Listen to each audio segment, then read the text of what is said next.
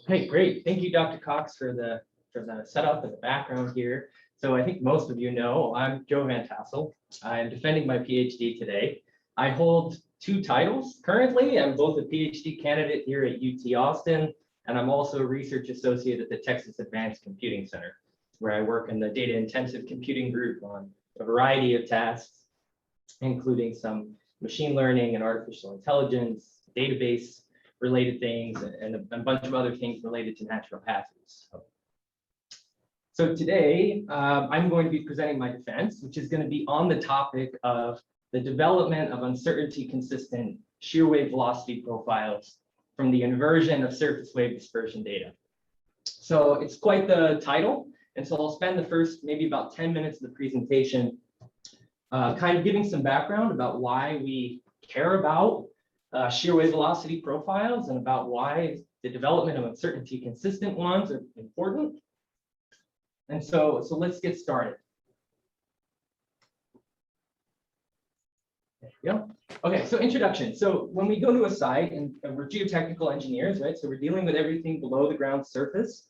So here you can imagine this is the ground surface where we all live. And then we have, some soil, maybe have some rock down here, and we have some three-dimensional site. And these material properties of these soil materials are going to be varying in some three-dimensional space.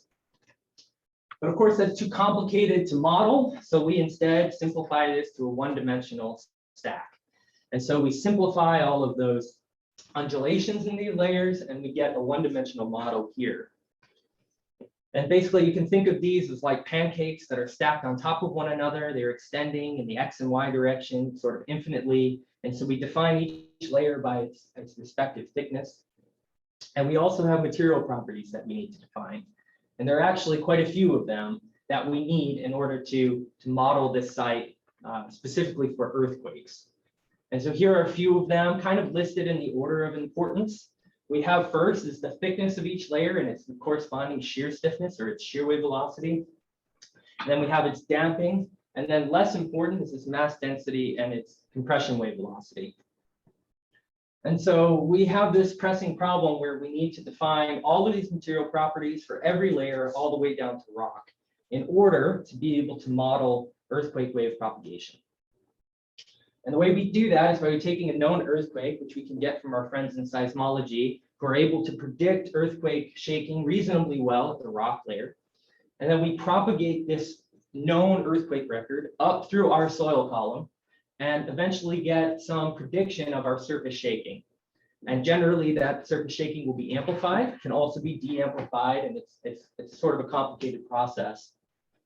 But the important thing to note is that we've made a lot of progress on propagating these waves up to the ground surface and the actual numerical modeling. And so today we're going to be focusing on the left-hand side of the screen and really focusing on how do we get these material properties in order to then use it in these very complex numerical models. And so one of the ways in which we can do that is by using a process called surface wave testing. And sort of as a joke, I say it's just 3 easy steps, but it's not really easy, and it's kind of more than 3 steps. But you can kind of think of it as this 3-step process where we do acquisition, and then we do processing, and then we do inversion. And I'll talk about each of those kind of step by step here.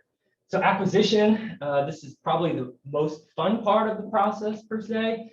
We can do it either actively with a process called MASW, or we can do it passively with a method called MAM, microtremor array measurements. And so if we use an active method, we're going to lay out a linear array of receivers. This is actually a picture from Anchorage, one of the places we've done testing.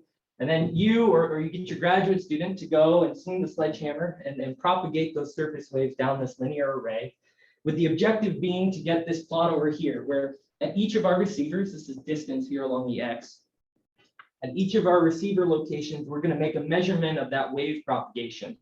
And you can see these high amplitude waves here. These are our surface waves. So that's what we're after. We're after this record here, which is recording our surface wave propagation.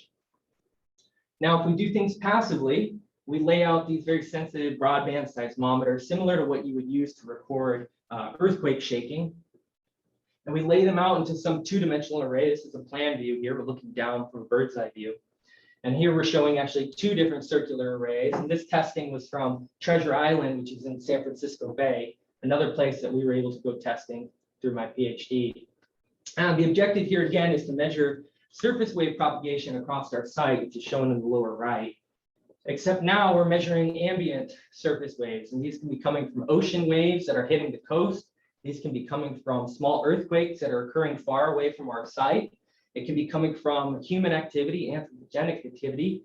And really the objective here is that you can see there's some coherence in this noise, and people refer to it as noise, but there's actually information in there. And so that's really the goal of the acquisition phase, is to make those measurements of surface wave propagation, either actively or passively. And then the next step of the process is the processing stage, where we're going to take those measurements. This is a panel from the upper right of the last screen, where we're looking at the active propagation, the one with the sledgehammer. And we're going to use some mathematical equations. Here we're showing the phase shift transform, and we're going to convert these waves that we measured here into this dispersion image. And we refer to it as dispersion because we're measuring our surface wave phase velocity as a function of frequency, and any frequency dependent phenomena can be referred to as dispersion. And so here, this high power trend, you can see this goes from 0 to 1, so we're normalizing at each frequency. And you can see this high power trend is indicative of our site's surface wave dispersion. So this is telling us some information about our site. And so really the objective of the processing stage is to get this image, and then we go in and we pick the peaks of this image in order to get a measurement of our site's dispersion. But of course, we don't need our surface wave dispersion. That's not going to help us with our earthquake problem. What we need to do is go back to that one-dimensional model I started with. And so on the left here, what we're showing again is dispersion, where we've gone through and picked some peaks, and we have some uncertainty defined here as well. And we'll dig into how we go about defining that uncertainty in a little bit. But you can kind of think of, we just have a series of points here in terms of surface wave velocity and frequency. And then the way we're going to solve this, it's an inverse problem, which makes it a little complicated, but we're going to essentially assume a one-dimensional model. And it's not a coincidence that these material properties here, this thickness, shear wave velocity, mass density, compression wave velocity, are a lot of the similar terms that we were able to, or we want to be able to measure in order to propagate those earthquake waves up to the ground surface. So we're going to assume some model. We're going to assume a number of layers and the material properties. We're going to solve a theoretical forward problem, which is known. So this model implies some theoretical dispersion, which is shown with the solid blue line on the right. And we're going to compare that solid blue line to the experimental dispersion data, what we measured in the field, which again is these black dots with error bars on them, and again is shown over on the right there. And then we're going to repeat this process. You know, in this case, this theoretical curve doesn't fit our experimental data very well, which means we need to now go back and assume a different one-dimensional model. And you repeat this process thousands to millions of times in order to be able to find the one-dimensional model that best fits our experimental data. And so with that, now we've kind of covered the background about this whole procedure and how this all works. And now I want to lay out in front of you kind of the three main sections of the presentation about covering quantifying dispersion uncertainty. How do we get these error bars? How do we measure that in a rigorous manner? How do we then perform our surface wave inversions to fit the mean trend of our data very well, essentially nailing the target that we've set for the inversion algorithm? And then finally, and most importantly, is the uncertainty consistent? How do we not just find the single best solution, but find all the potential solutions that account for the uncertainty in our experimental data, as well as for the uncertainty in the inverse problem itself? We'll dig into all of that. The references down here are three journal papers that kind of cover each of these three topics. You might note that the letters are out of order, and that's partly because of the way we publish them. We actually published this first, and then we jumped on down to the end, and then we came back and did this first part here. So let's get started with this panel on the right, or on your left, my right, of quantifying dispersion uncertainty. And so first I want to discuss what is meant by uncertainty. And there's really two categories, and I put categories in quotes because they're not really sharp distinctions between the two. But essentially we have epistemic uncertainty, which stems from a lack of knowledge. Essentially we're missing information. And that's why I represent it with the missing puzzle piece there on the right. We have some uncertainty about what that puzzle piece contains, but we kind of know based on its edges of the surrounding pieces. And if only we could find that piece, we could fill in our gap of our knowledge. And so essentially epistemic uncertainty can be reduced if we can gather either more or better quality data. The other type of uncertainty is called aleatory uncertainty, and this stems from some inherent randomness in the system. That's why I'm using the dice there on the right. Every time you roll the dice, you're going to get a different number. And even if you can study the dice and you can watch them, you can roll them many times, and you're not necessarily going to reduce the uncertainty in that dice roll. This is oftentimes used to refer to spatial variability in geotechnical analyses. So people will use aleatory uncertainty to refer to the uncertainty that is at our site in like a two-dimensional or three-dimensional sense. This is a bit confusing because certainly if we could acquire more data, if we could excavate every inch of our subsurface, we could reduce the uncertainty there. So people will tend to use this in terms of geotechnical analysis of spatial variability. But I would argue it's actually also falls under the category of epistemic uncertainty. So how are we going to go about doing this process? And this figure at the top kind of shows the schematic of what we're intending to do, or what our procedure was for being able to define these error bars on our experimental data. We're going to make a single measurement at a single location. So this is location A. And this is the dispersion image we were looking at before. We have our peak power now shown with these light colors.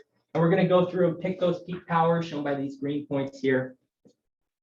And then what we're going to do is then repeat this processing at different locations at our site, shown by location B, or different offsets, or different methods, or using different time windows. And we're going to consider all of those different factors that may have an effect on our surface wave dispersion measurements, and to be able to come up with this cluster of points here at each of our frequencies. And then we can calculate our statistics on a frequency by frequency basis. And that's what's showing the experimental error bars there on the right. And so this point of the presentation is really going to focus on the different potential sources of uncertainty in surface wave testing and show you some examples about why this is important, and then kind of conclude with just showing this process again, but for a real data set. This is all synthetic data here. So here I've listed a number of different sources of uncertainty, so to speak, and the ones with the orange asterisks here are going to be the ones we focus on. But we do identify there are other types of uncertainty. We just don't have time to talk about them today. So the first one is for an active acquisition where we're hitting on the ground with a sledgehammer. We see that there's an effect by using the same receiver array. So we're testing at the same location.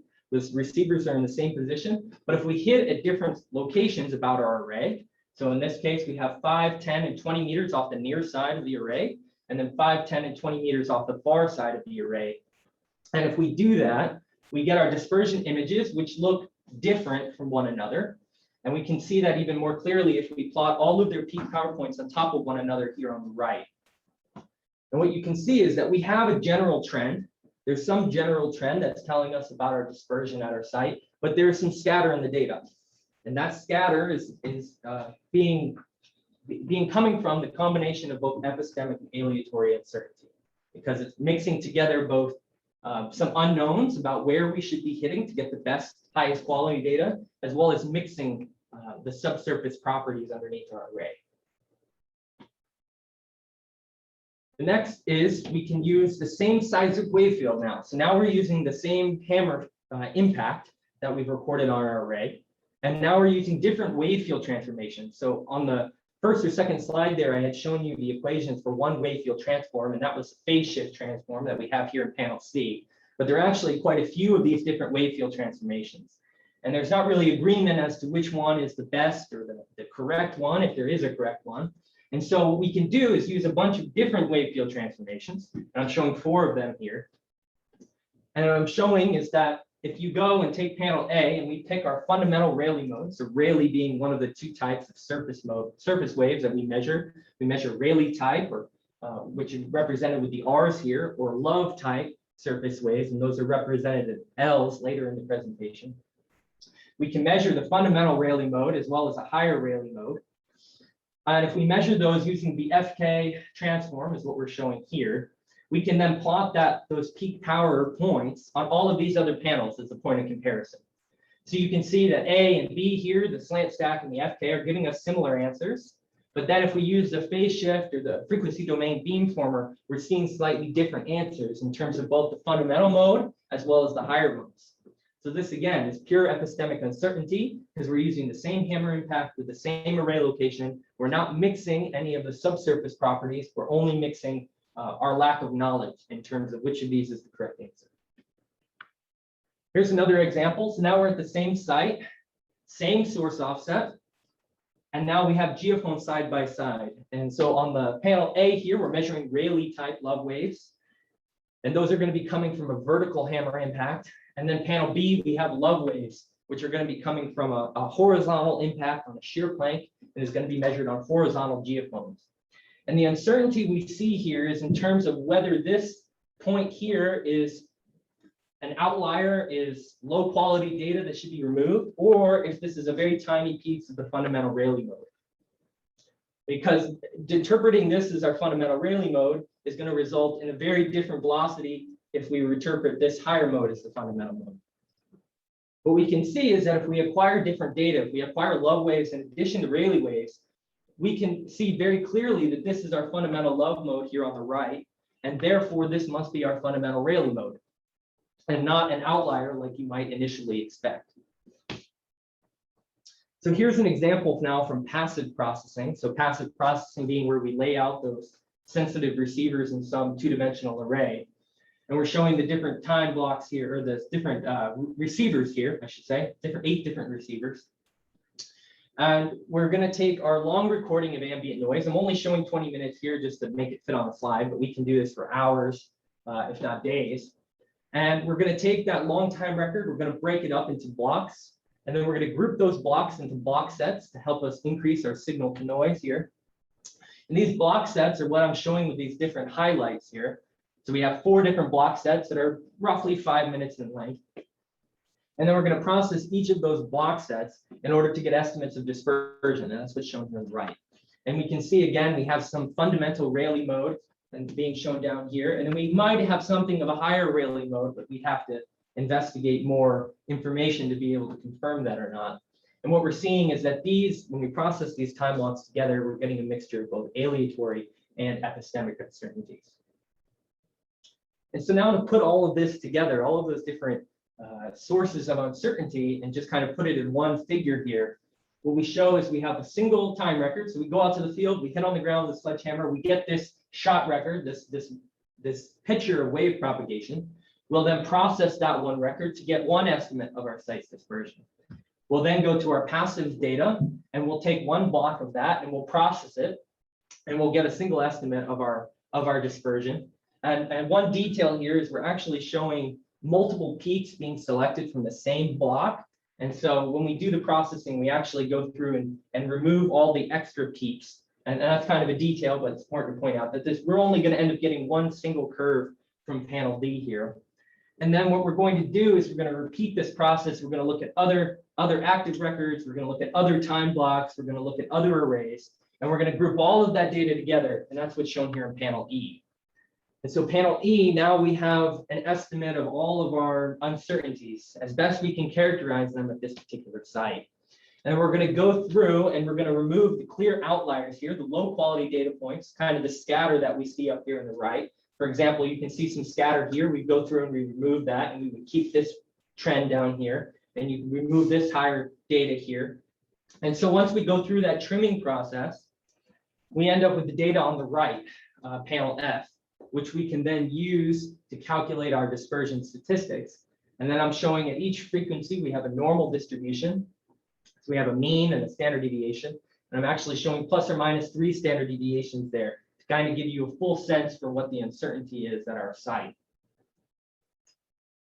And then I'd like to kind of pause for a second to talk about something a little bit different. And that's how can we go beyond publishing only our results? This figure is very nice. I can put this in a presentation. I can put this in a paper and people can understand what I'm talking about. But if anybody was to go do this, it would take them weeks, if not months, of coding, and you'd have to deal with all of the details, all the intricacies that we're kind of mulling over here in this presentation, thus due to the complexity. So how can we go beyond that? And how can we actually advance the community and also help reduce barriers for those who aren't in the community yet but want to join? They don't have the resources, the time or the resources to be able to put weeks or months into this. And so there are really three different approaches that I've taken in my research. The first is publishing open access course material. You of course need to educate users, educate folks on what you're doing and how you believe things should be done. Next, you need to publish data. So this data set that I'm showing here, this is publicly available. You could go download this and you could go process this. And hand in hand with that is publication of the tools that you need to do this. So you can now go download this data, which is publicly available, and you can use tools that are publicly available, and you could get this image in probably maybe a day. For a user that understands this processing, if you need to learn about surface waves, it's going to take you a little bit longer to acquire that knowledge, but the actual processing is pretty quick. And so I want to talk about one of those tools here, and this package is called SW Process, and it's a Python package.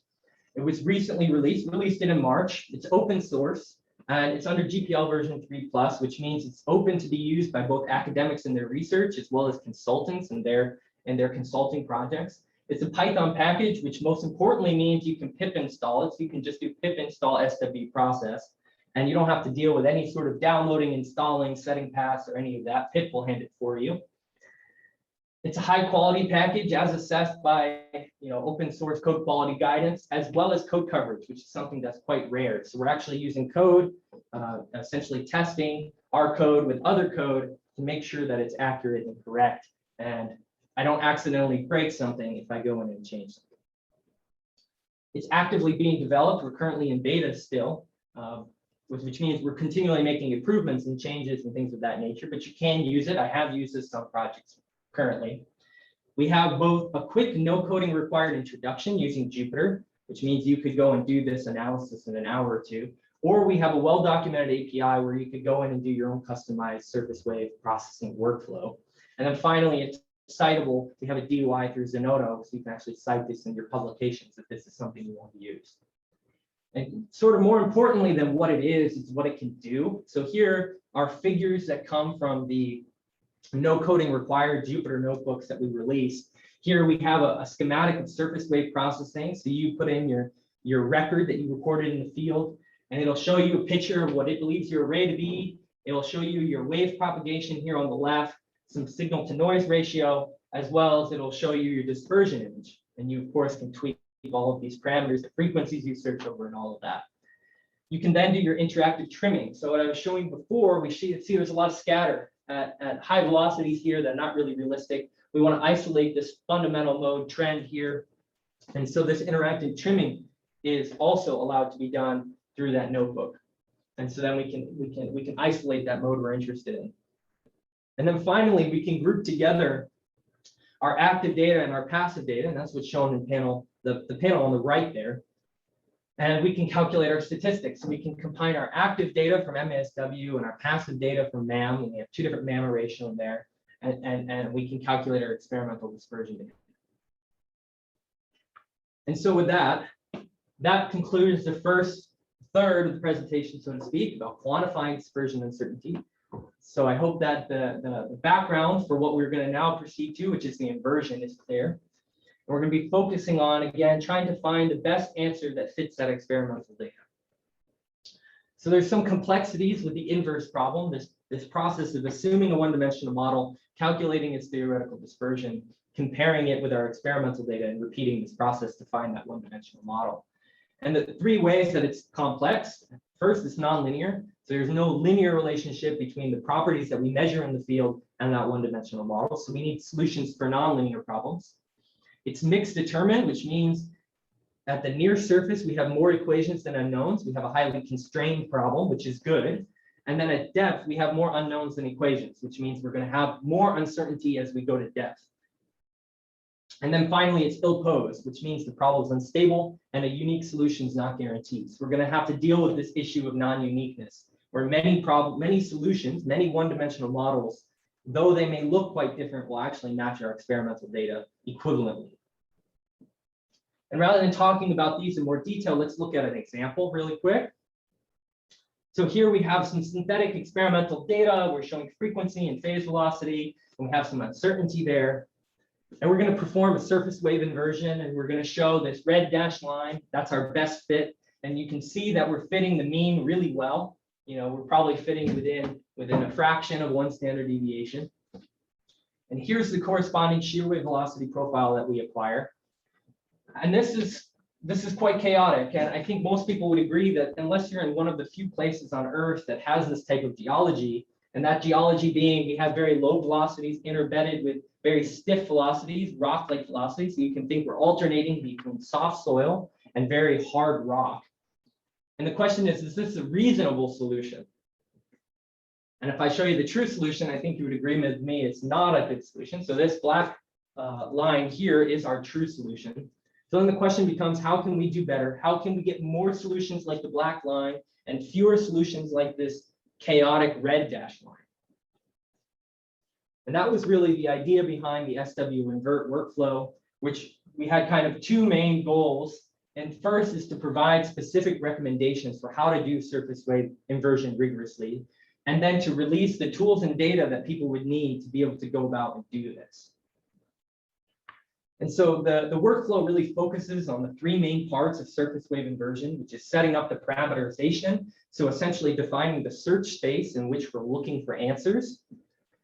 Next, we need to define the target. So how do you define your dispersion target? Are you going to focus on a fundamental or higher modes? Are you going to search through site frequency? You're going to try and match your site frequency. And then finally, your inversions hyperparameters. So when you're doing your search for answers, how are you going to control how that search behaves? And some of these details here, you can go and read them all in the paper, and there's quite a few, too many to talk about in this presentation. So I'll instead focus on the validation of these recommendations rather than on the specific recommendations themselves. So essentially, how can we know that the recommendations we're making for people to follow are good recommendations? And so what we did one of the largest, or the largest, I should say, synthetic study of surface wave inversion anybody has done. We looked at 12 shear wave velocity models. We came up with 12 different shear wave velocity models, synthetic models, meaning we know the true answer. And we had them vary in terms of the number of layers from 2 to 7. Kind of each column is a different number of layers. And then we had different impedance contrasts, because different impedance contrasts can make the inverse problem more complicated. From gradual contrast, where things kind of gradually increase with velocity with depth, to sharp contrast, where things are sort of jumping between velocities. And then finally, a mixture of the two.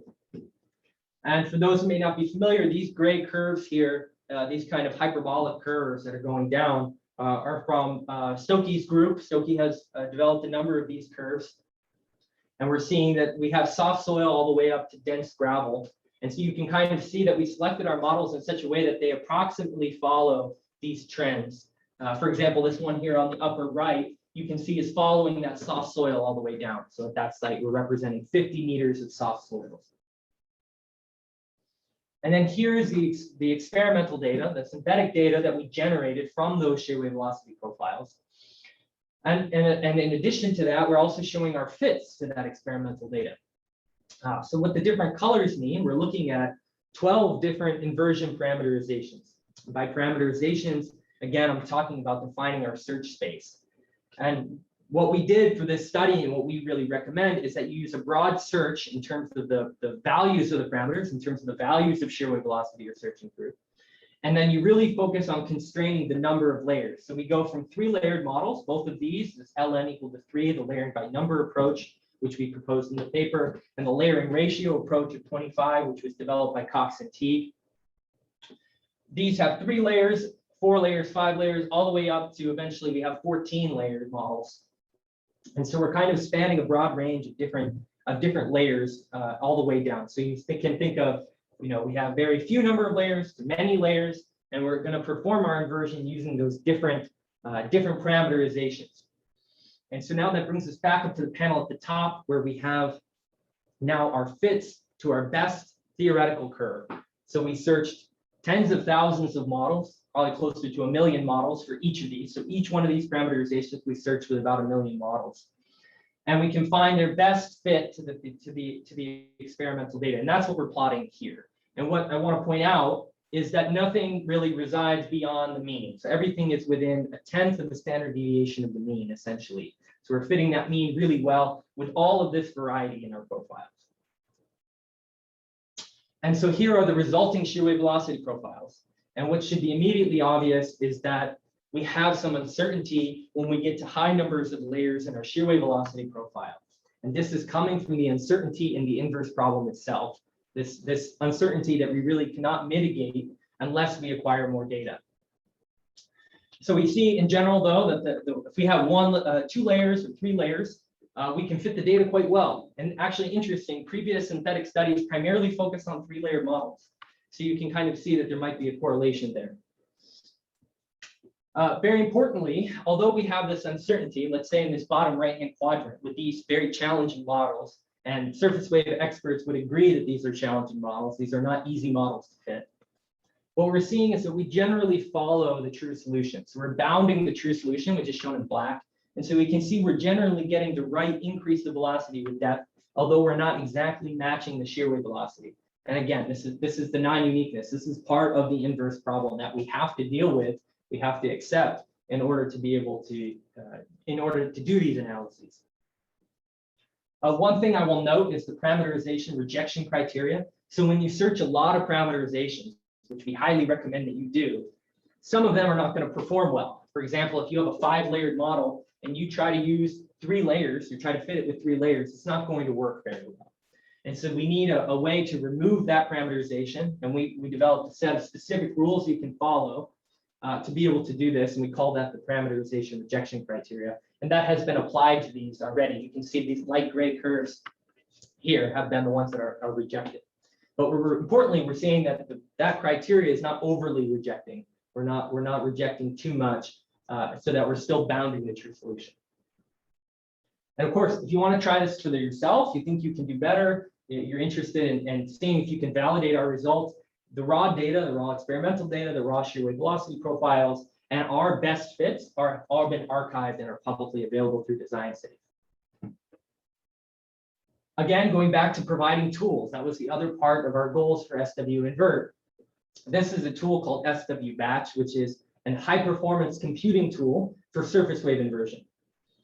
And again, released in May of last year, it's open source, it's citable, and most importantly, it's an HPC application. And what that means is that you can go to DesignSafe CI, and you can go to the workspace, and you can go find the SW Batch application, and you can launch your analysis there.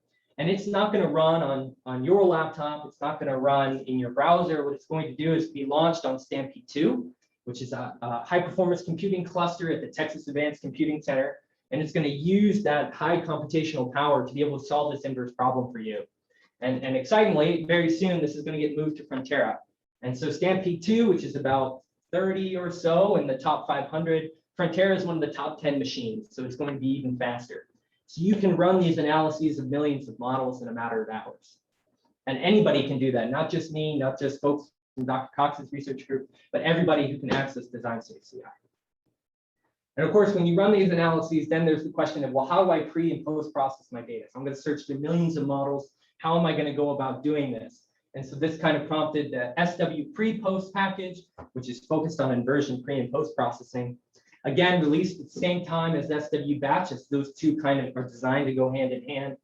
It's a Python package, meaning you can pip install it again, very importantly, high quality, and it's actively being developed. We just had version 1.0 go out a week or 2 ago, and it has a well-documented API. So if you want to customize how you do your pre and post processing, you can do that.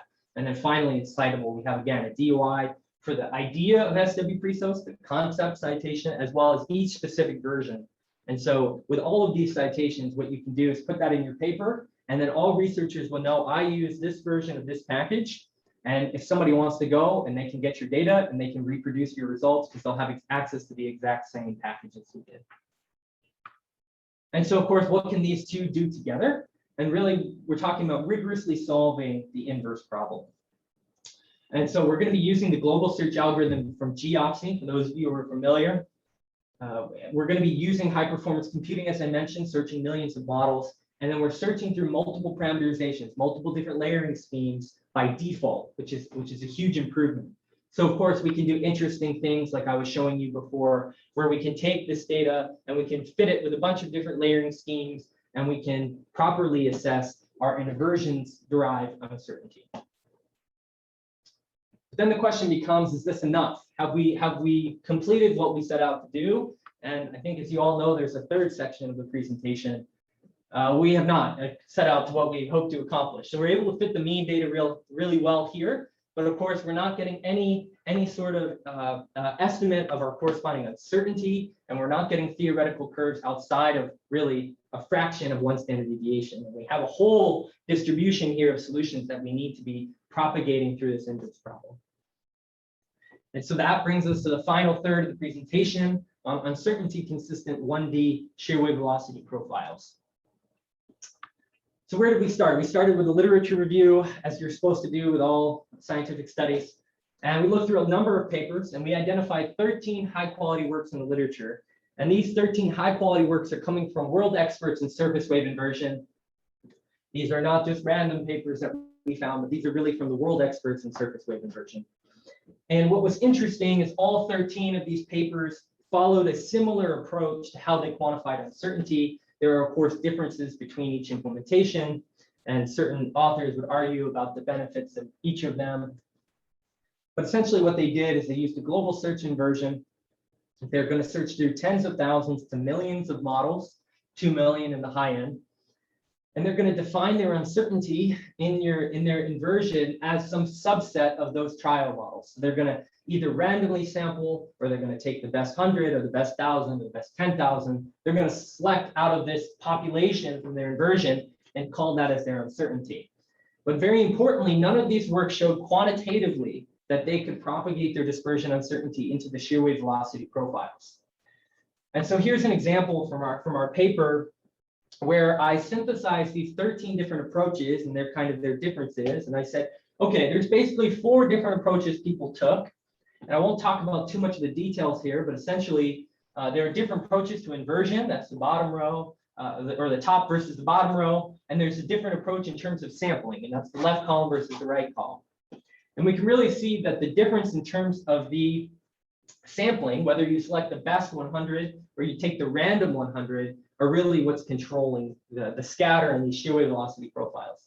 We see the best 100 tend to fit the mean really well, or really are centered around our true solution.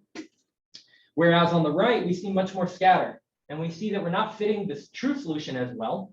And we have more scatter though, which is perhaps a good thing. Some authors have argued that this is a good thing. We're not fitting the mean, we're capturing our uncertainty. And of course, to be able to know if we're capturing our uncertainty, we need to go to the right-hand side here, which is the comparison of those shear wave velocity profiles, their theoretical dispersion shown against the experimental dispersion. And again, we have our same column, same format as previous. What we can see is that this left-hand column is fitting the mean of the experimental data well. Well, we should fit the mean of the experimental data well, because that's what we showed over here. We're fitting the true solution well. And on the right, we see much more scatter. We're seeing curves outside of one standard deviation, which is good. But then we see that we don't have many solutions that are fitting the mean well. And a really clear way to show this is by looking at a slice. So we're going to look at a slice at 4 Hertz. We're going to look at that experimental error, and that becomes what we're showing here. So the black solid line in each of these 4 panels is the measured uncertainty. This is the uncertainty we got from going out in the field and doing our surface wave testing and accounting for all of those sources we talked about in the first third of the presentation. And the colored histogram here, that is what we inverted. Those are the inverted results. And you can see that we're not matching the distribution. We're fitting the mean well on the left-hand column, and we're fitting not really either the mean or the uncertainty well on the right-hand side. We can see we have a bias at this particular frequency to high velocities. And that was kind of a consistent throughout the entire, we always had bias in these profiles because we weren't fitting the mean very well at any point. And so this led us to develop a new procedure on uncertainty consistent 1D shear wave velocity profiles. So we start with our experimental data. This is what we were talking about previously, those means and those standard deviations. And importantly, we're also going to have correlations between each of these frequencies. So we're going to treat this as a correlated normal random variable. And we're going to simulate a realization of this data. So we're going to draw in a Monte Carlo style fashion from this distribution, and we're going to get some realization, which is shown with the blue dotted line there.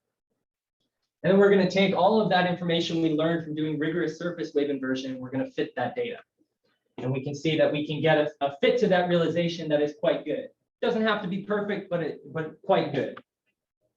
What we're going to do is we're going to store that fit to the realization, that theoretical curve. We're also going to store that one-dimensional model that we developed. And we're going to repeat this process. We're going to go back up here. We're going to draw another sample. We're going to do another fit, and we're going to repeat this process many times. In the paper, we used 250 different samples from that distribution because we found that that was a sufficient number of curves here to then calculate the implied dispersion data. And then we can compare that back to the data that we measured experimentally. So we can close the loop here. We can look at the implied error, the implied dispersion data from these fits, and we can see if those match our experimental data. Because if these match, then we've kind of shown that we have propagated this uncertainty all the way through the process. We have theoretical dispersion, which is propagating that uncertainty, and we also have their corresponding shear wave velocity profile. And so if this procedure works, which I've outlined here in the schematic, if this works, we can again look at a slice. And of course, we can look at all the slices. I'm just showing one here. And we can show our surface wave velocity and our probability density function. We can have our measured distribution in black, and then our inverted distribution in this light gray color here. And if this is successful, this is what we're going to see. We're going to see a good agreement between the inverted and the measured. And so that's what we did. We went back to the same example I was showing you previously. So we're using a single inversion parameterization. Talk about multiple inversion parameterizations in a second. We have our experimental data. We show 250 different theoretical curves here. And what we see is that we're fitting the mean well. We have solutions that fit the mean well as our standard deviations, which is what we would expect. And of course, now we can draw different slices through this data, and we can look at those distributions. And we can see that, yeah, we're doing a good job, much better than we did previously. And then we can, of course, take and have those 250 shear wave velocity profiles here on the right. And we can see that they're fitting the true solution quite well, which is good news. And we're also having the uncertainty. And we can then characterize that uncertainty using the parameter sigma LNDS, which is important for things like site response and probabilistic seismic hazard analyses.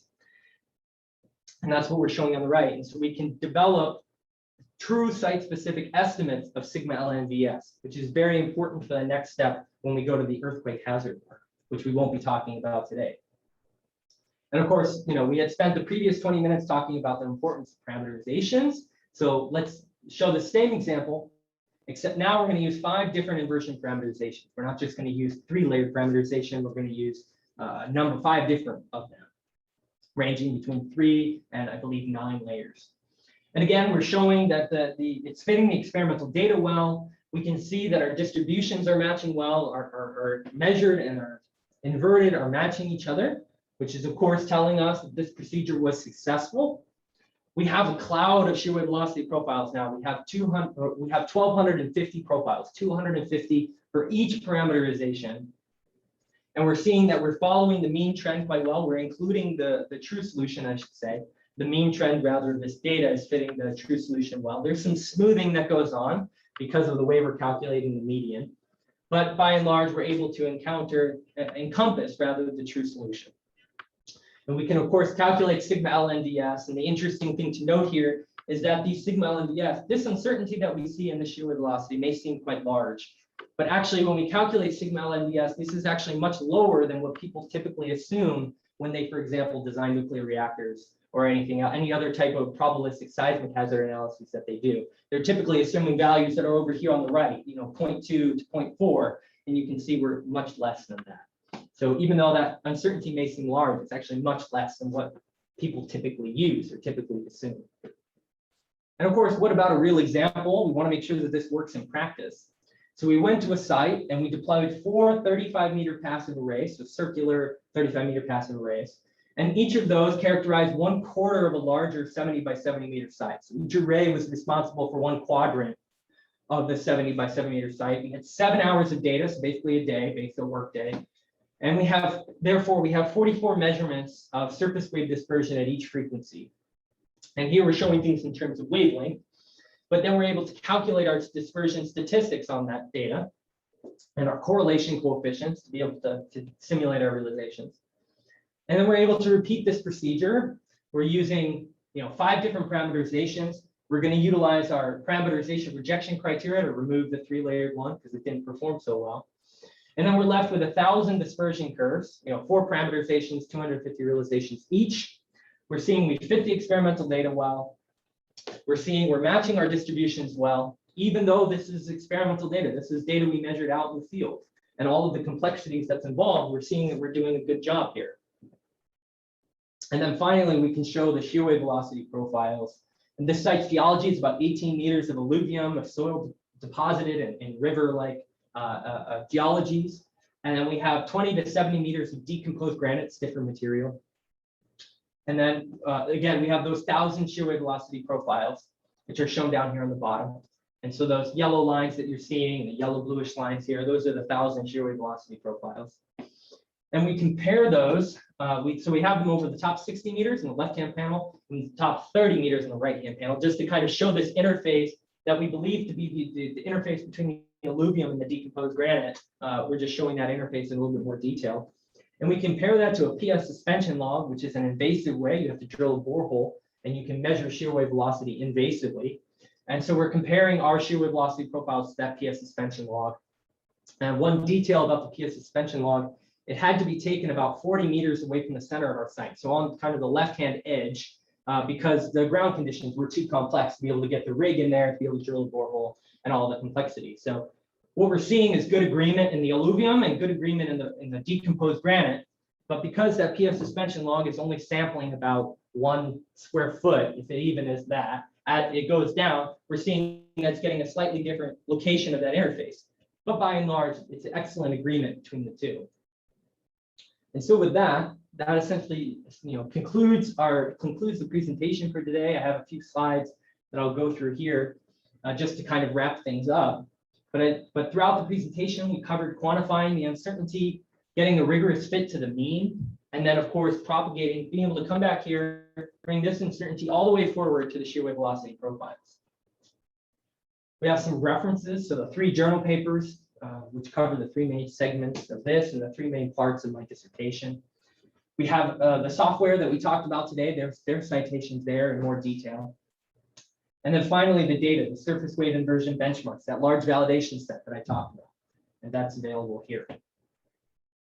Of course, I want to acknowledge the funding for the National Science Foundation. I've been funded through a number of grants during my time here at UT. Just like to acknowledge their support, and then also very importantly acknowledge the computational support from DesignSafe and the Texas Advanced Computing Center. This wouldn't have been possible. This research wouldn't be possible without their support because of the analyses we were running, and I hope that was clear today. And so with that, I would like to conclude the presentation and open up to questions from the general audience as we wrap up the public portion of the defense.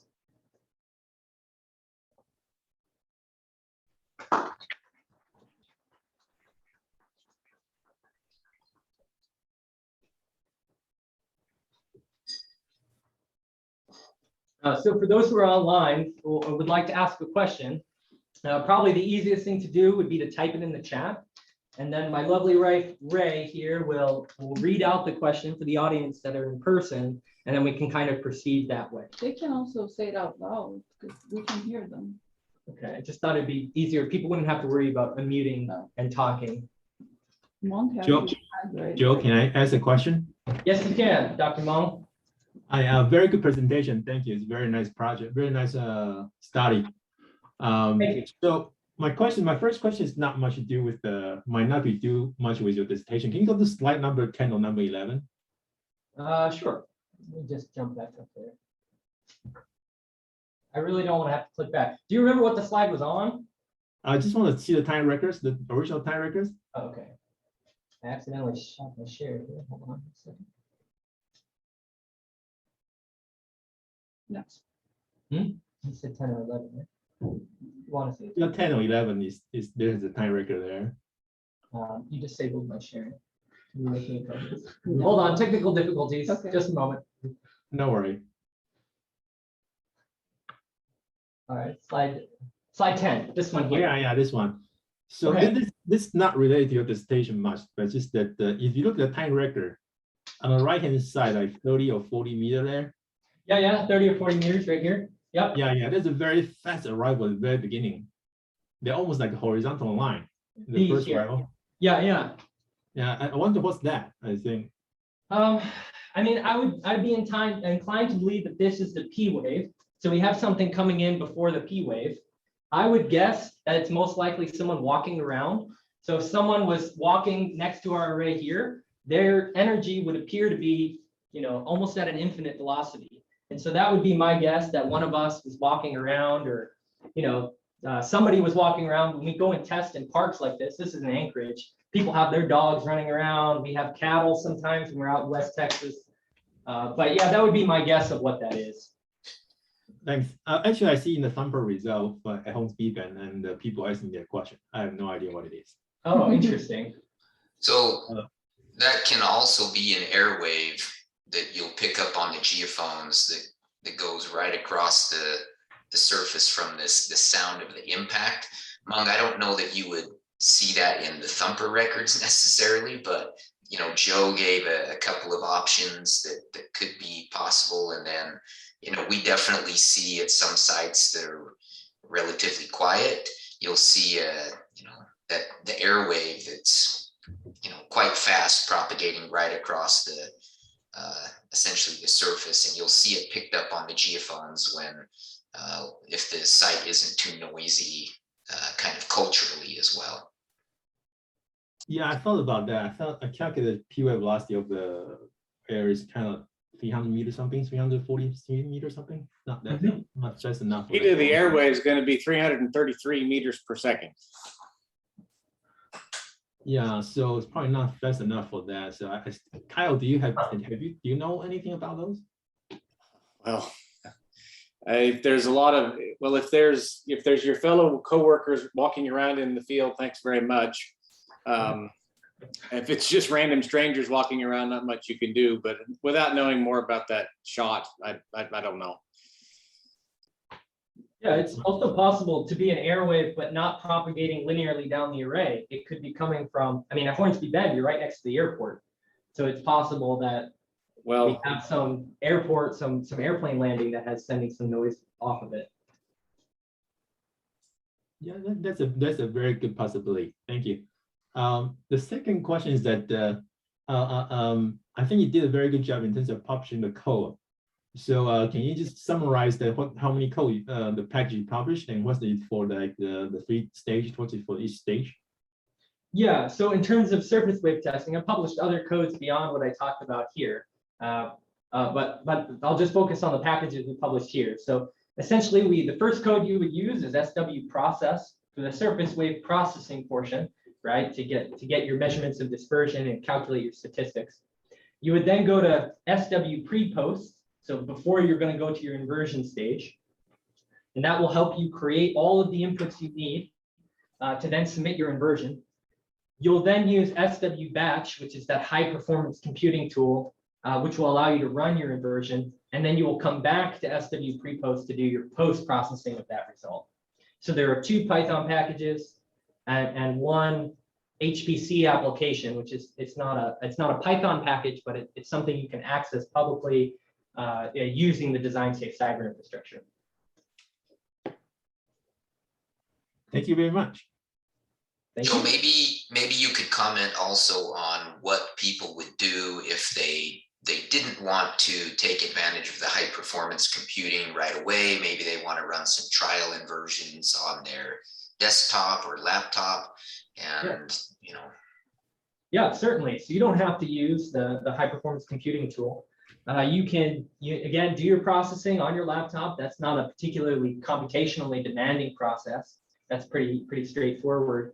And then what you would do is you would create your inputs, and then you could download Geopsy, download the Dimver package to run your inversions, or you could use some other inversion package that you would like to use. And then you would run your analyses on your local laptop or desktop, which might take a little bit of time, but you could certainly do so. And then you could use SW pre-post to post-process your results and make your figures and all of those things that you need to make either a journal publication or a technical report or anything like that. It's a good point.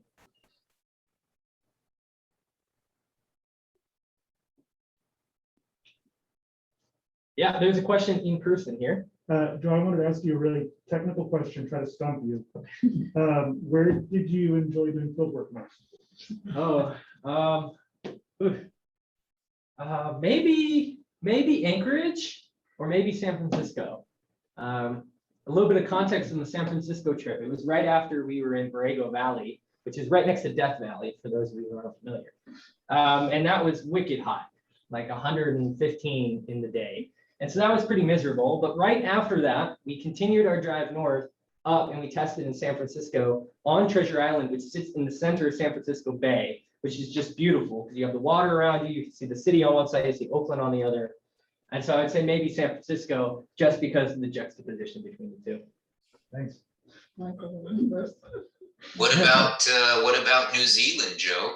Oh, I forgot about New Zealand. Yeah, New Zealand was nice. That was one of my first trips, I guess. Maybe my first international trip, I guess. But yeah, testing in New Zealand was awfully nice.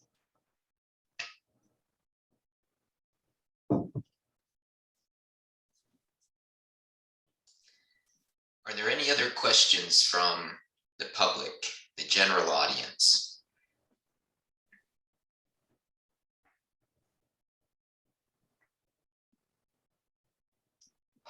Okay, if not, we will excuse the general audience. And before we do, I would like to initiate a round of applause of some sort.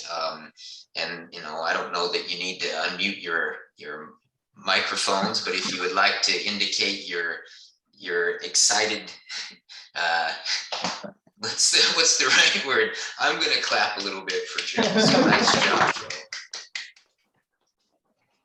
And thank you everyone for attending. I know we had quite a few people on the Zoom and of course people here in person. So thank you all. I really appreciate it.